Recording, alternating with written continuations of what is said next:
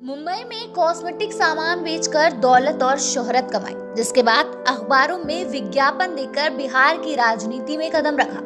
एक मामूली इंसान से बिहार के मंत्री पद तक पहुंचने वाले मुकेश सहनी मात्र 16 महीने में अर्श से फर्श तक पहुंच गए। बिहार की पॉलिटिक्स का पावर सेंटर बनने का सपना देखने वाले मुकेश सहनी को क्या ये अंदाजा भी था कि वो आज बिल्कुल अकेले हो जाएंगे। सहनी को शायद इसका बिल्कुल भी अंदाजा नहीं होगा कि 23 मार्च का दिन उनके लिए पॉलिटिकल करियर में इतना बड़ा झटका देकर जाएगा और विधानसभा से उनकी वीआईपी पार्टी पूरी तरह साफ हो जाएगी। अब उनके पास ना विधायक बचे हैं और मंत्रालय में भी उनकी उल्टी गिनती शुरू हो गई है। अब सवाल ये उठता है कि इतने जल्दी मंत्री पद तक का सफर तय करने वाले मुकेश सहनी 2024 के चुनाव से पहले ही कैसे गच्चा खा गए।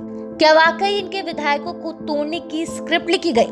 तो आइए हम आपको बताते हैं कि ये स्क्रिप्ट कहां और कैसे लिखी गई। दरअसल बिहार में वीआईपी पार्टी के 4 विधायक जीते तो अमित शाह ने मुकेश सहनी को एमएलसी बनाया और उसके बाद मंत्री भी बना दिया। लेकिन मुकेश सहनी को ये इज्जत या फिर यूं कहें कि ये पद दोनों ही रास नहीं आया, जिसके बाद यूपी चुनाव में मुकेश सहनी लगातार भाजपा पर हमलावर दिखे, यहाँ तक कि योगी की कुर्सी हिलाने की हर रणनीति रची। जिसके बाद जैसे ही चुनाव के नतीजे आए उसके बाद मुकेश सहनी के साथ क्या हो रहा है वो सब आप और हमारे सामने है।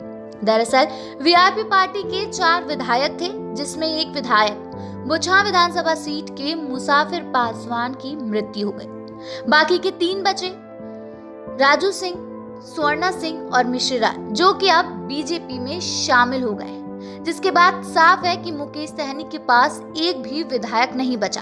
तो अब साफ ये भी है कि मुकेश सहनी की कुर्सी भी जाएगी और सीएम बनने का सपना भी टूट जाएगा। बता दें बिहार में बीजेपी के पास थे 71 सीट, जो अब 74 हो गई है और वो बिहार की सबसे बड़ी पार्टी बन गई।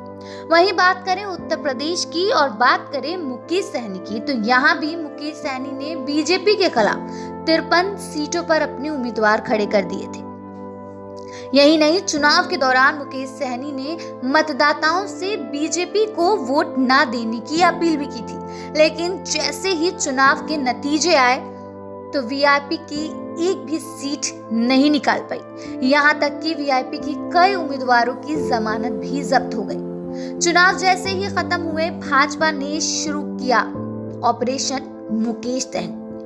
इसके साथ ही बिहार बीजेपी के आला नेता मुकेश सहनी से मंत्री पद से इस्तीफा देने की भी बात कहने लगे, क्योंकि उन्होंने गठबंधन का पालन नहीं किया और साथ ही साथ यूपी में बीजेपी के खिलाफ चुनाव लड़ा था। जिसके बाद मुकेश सहनी ने अभी कुछ दिन पहले ही प्रेस कॉन्फ्रेंस कर ये कहा कि वो इस्तीफा नहीं देंगे। साथ ही साथ आपको ये भी बता दें कि अब मुकेश सहनी के आवाज से उनका नेम प्लेट भी गायब है। वो नेम प्लेट किसने गायब किया या खुद मुकेश सहनी ने हटाया, ये बात अभी तक नहीं पता चली।